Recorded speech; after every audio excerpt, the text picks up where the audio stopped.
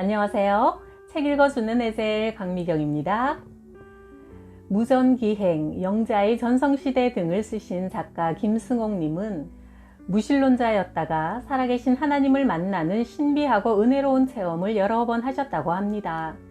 내가 만난 하나님 꼭 만나보세요. 1979년 10월 26일 박정희 대통령이 시해되었다.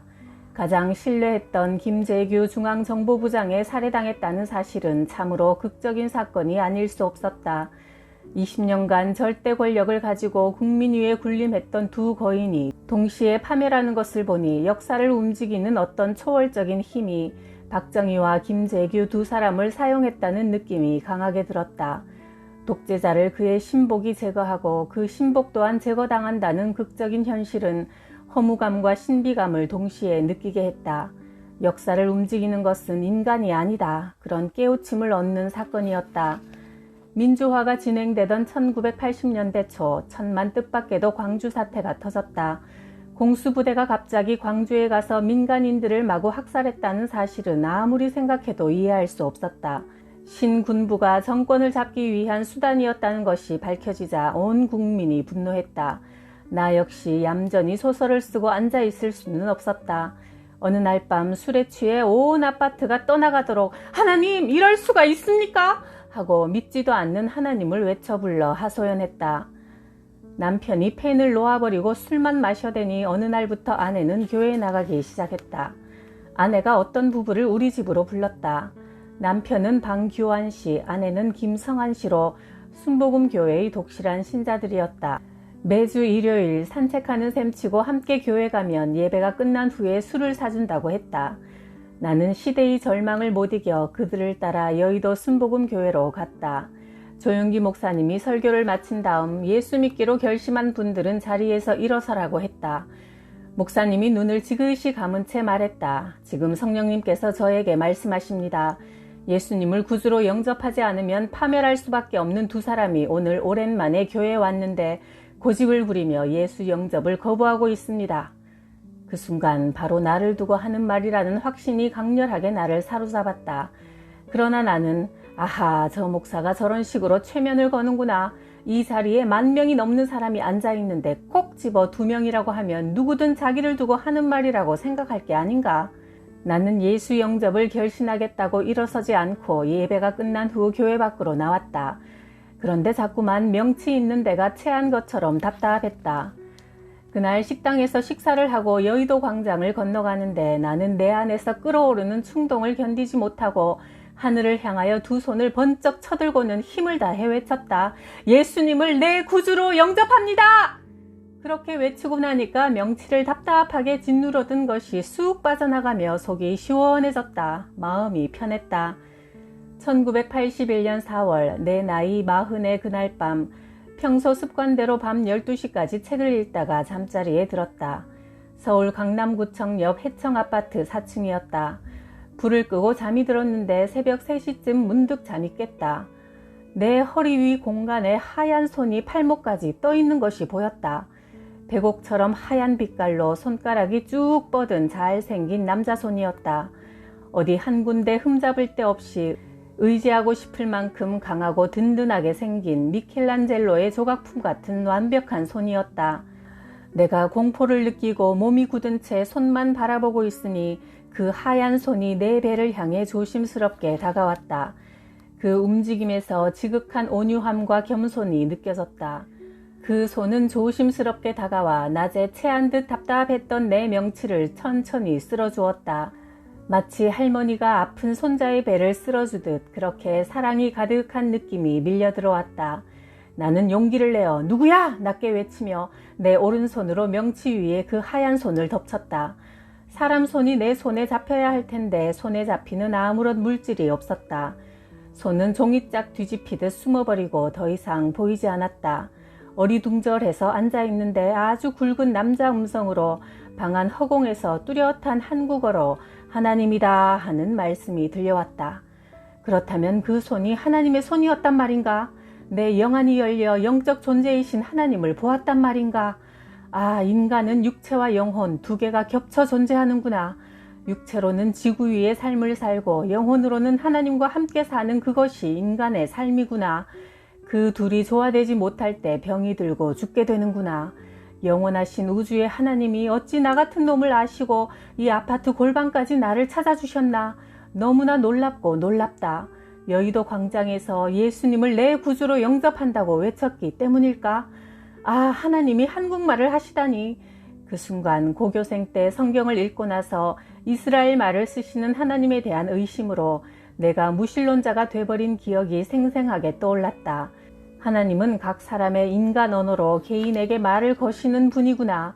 성경이 진실이었구나. 우주가 어떻게 시작되었는지, 인간이 어떻게 시작되어 이제까지 살아왔는지 성경의 가르침은 진리였구나. 수천 년 전 아브라함에게 말씀하시던 하나님, 모세에게 말씀하시던 하나님, 다윗에게 말씀하시던 하나님이 오늘 이 밤 나에게 말씀을 거시다니. 가정 문제, 직업 문제, 국가 문제 등에 대한 염려와 근심으로 살 희망을 잃어버리고 어찌할 바 모르는 나에게 살아갈 용기를 주시기 위해서 당신의 모습을 보여주셨구나. 인간의 삶을 모두 보고 계시는 하나님이 정말 계셨구나. 나를 다 아시고 사랑으로 개입하는 분이 계신다면 이젠 정말 두려울 게 없다. 내 눈에서 갑자기 눈물이 펑펑 쏟아지기 시작했다. 창밖에 날이 환히 새고 있었다. 이 사실을 또 한 번 체험한 것은 1984년 6월이었다. 당시 나는 건강시대라는 월간 잡지 주간일을 하고 있었는데 여성 문제로 심각한 유혹을 느끼고 있었다. 눈 한 번만 딱 감으면 바람을 피울 수 있는 강한 유혹이었다. 그런데 어느 날 오후 방 안에 누워있는데 아주 또렷한 말씀이 들려왔다. 광야에 나가서 40일 동안 금식하며 철저히 회개하라. 여호와의 명령이다. 아, 내 마음을 항상 보고 계셨구나. 두려움과 기쁨이 함께 밀려왔다. 나는 휴직을 하고 금식 기도를 시작했다. 서울 서초동 신동아 아파트에 살고 있었는데 성경과 찬송가를 들고 우면산 숲속으로 들어갔다. 나무가 우거지고 행인도 드물어 하루 종일 성경 읽고 기도하기 좋은 산속이었다. 40일 금식도 하나님께서 시키신 일이기 때문에 두렵지 않았다. 죽이실 거라면 그런 명령을 내리지도 않으셨을 테니까. 물만 마시며 40일 금식을 마치고 솔숲 속에서 나는 큰 소리로 예수님! 예수님! 예수님! 3번 외치고 기도했다. 산에서 나오는데 황홀한 기쁨이 나를 감쌌다. 일주일 후 어느 날 새벽 깊이 잠들어 있는데 손이 내 오른팔과 어깨를 꼭 붙잡고 흔들며 나를 깨웠다. 눈을 뜨고 보았지만 아무 형태도 보이지 않고 큰 손이 나를 붙잡고 이렇게 앉히는 느낌만 느껴졌다. 아버지의 사랑 같은 느낌이 나에게 밀려들며 말씀이 또박또박 들려왔다. 시험에 들지 않도록 깨어 일어나 기도하라. 아, 이것이 바로 성령이로구나. 그 후 뜻밖의 현상이 생겼다. 사람을 만나면 그의 마음이 다 읽혀지는 것이다. 무슨 목적으로 나를 찾아왔고 무슨 이야기를 할 것인지 그냥 미리 알게 되었다. 사람의 마음속을 알 수 있는 능력, 이것이 바로 최초의 인간이 죄를 짓고 에덴에서 쫓겨나기 이전 하나님과 대화할 수 있었던 무죄 상태의 영혼이구나. 마치 때가 낀 거울을 닦듯이 죄로 덮인 우리 영혼을 예수의 피로 닦아 영혼 세계를 투명하게 볼 수 있는 상태로구나. 예수를 구주로 영접하고 자기 죄를 하나님 앞에 인정하며 사죄하는 일이 바로 성령을 받는 비결이구나 깨달아졌다. 그해 12월 어느 날 아침 잠자리에서 일어나 막 아침 기도를 시작하려는데 내 영혼이 머리를 통해 몸 밖으로 빠르게 빠져나갔다. 마치 치약 튜브에서 치약이 빠져나가듯이 몸 밖을 벗어나자 새카만 어둠 속을 로켓처럼 빠른 속도로 날아갔다. 몸을 벗어버린 영혼은 오히려 더 초롱초롱하게 맑고 또렷했다. 이게 도대체 어떻게 된 노릇인가? 내가 몸을 빠져나오다니. 아이고, 이게 하늘 세계로 가는 길이구나. 세상에서 지은 죄 때문에 지옥 불길 속으로 들어가는 건 아닐까? 걱정과 공포심이 밀려드는 순간 내 영혼은 다시 빠른 속도로 내 몸속으로 돌아왔다. 이 체험으로 나는 인간의 영혼과 육체가 나누어지는 현상이 바로 죽음이라는 것을 실감했다. 1982년 10월 나는 처음으로 외국 여행을 하게 되었다. 문화공보부에서 문학인 해외 연수 프로그램을 만들어 소설가 박완서, 시인 홍윤숙, 평농과 김치수시 등 10명이 프랑스, 그리스, 인도를 여행했다. 석가모니는 이런 유언을 남겼다. 나는 진리를 깨달은 자 부처이지 미륵, 메시아는 아니다. 나는 남을 구원해줄 능력이 없다. 각자 수행하여 각자 부처가 되어라. 앞으로 언젠가 미륵이 오실 것이고 미륵이 오시면 세상 사람들을 구원해 줄 것이다. 마치 성경의 이사야처럼 메시아 예언을 남겼다. 메시아의 은혜가 없이는 인간은 모두 멸망받을 수밖에 없는 죄인임을 석가도 알았다. 진리를 모르던 죄인이 예수를 구주로 영접하겠습니다는 한마디 약속으로 성령을 받아 죄사함 받고 진리의 근원이신 하나님과 대화할 수 있는 은혜를 입는 것이다. 그런 생각들을 하며 인도 여행을 마치고 돌아왔다. 한 달쯤 지난 11월 어느 날 시내 외출에서 돌아와 피곤하여 벌렁 누웠는데 머리 위에서 굵은 음성이 들려왔다. 인도에 가서 복음을 전하라. 나는 얼떨결에 전 영어도 잘할 줄 모르는데 어떻게 갑니까? 대답하니 그 음성은 꾸중하듯이 왜 못해? 왜 못해? 말씀하시는 게 아닌가. 작년 4월에 흰손으로 나타나 하나님이다 하고 말씀하시던 바로 그 음성이었다. 나는 자리에서 벌떡 일어나 앉았다.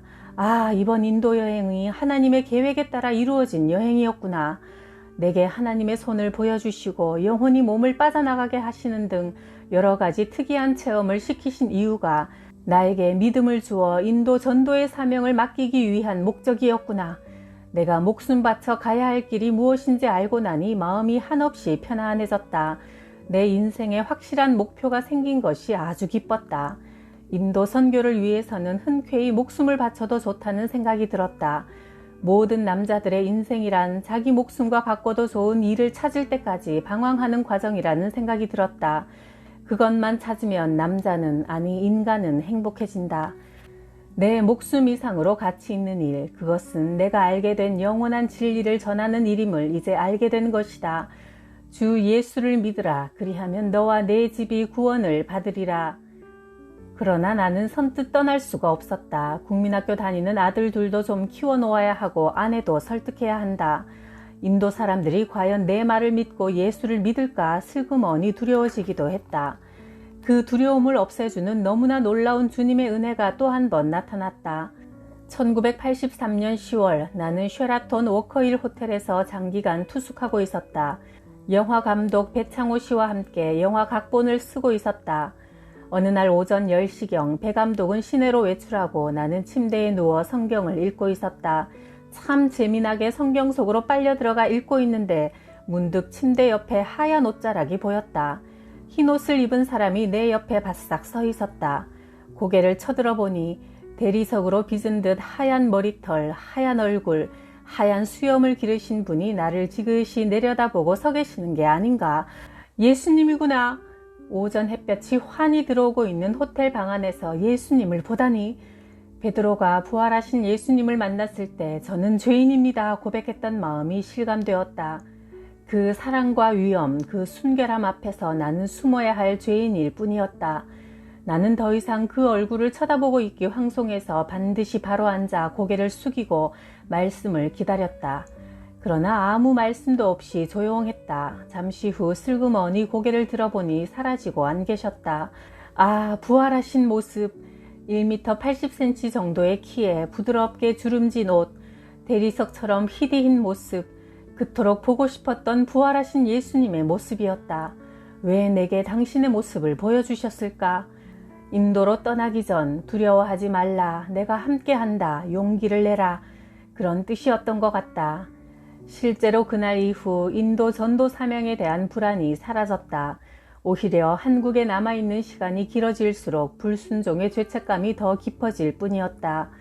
하늘 세계에서 물질 세계로 당신 몸을 자유롭게 나타내시는 분, 부르면 응답하시는 분, 부활하신 예수님은 영원히 살아계신 우리의 구원자이신 것이다. 주님은 당신에게 의지하는 자를 죄로부터 구원하시기 위해 철저히 보살피시는구나. 나에게는 진실로 나를 보호해 주시며 영생으로 이끌어 주시는 아버지가 계셨다. 살아계셔서 말씀하시고 기도에 응답하시는 하나님을 모두 만나시길 기도합니다. 구독, 좋아요, 댓글로 저와 동행해 주셔서 감사해요.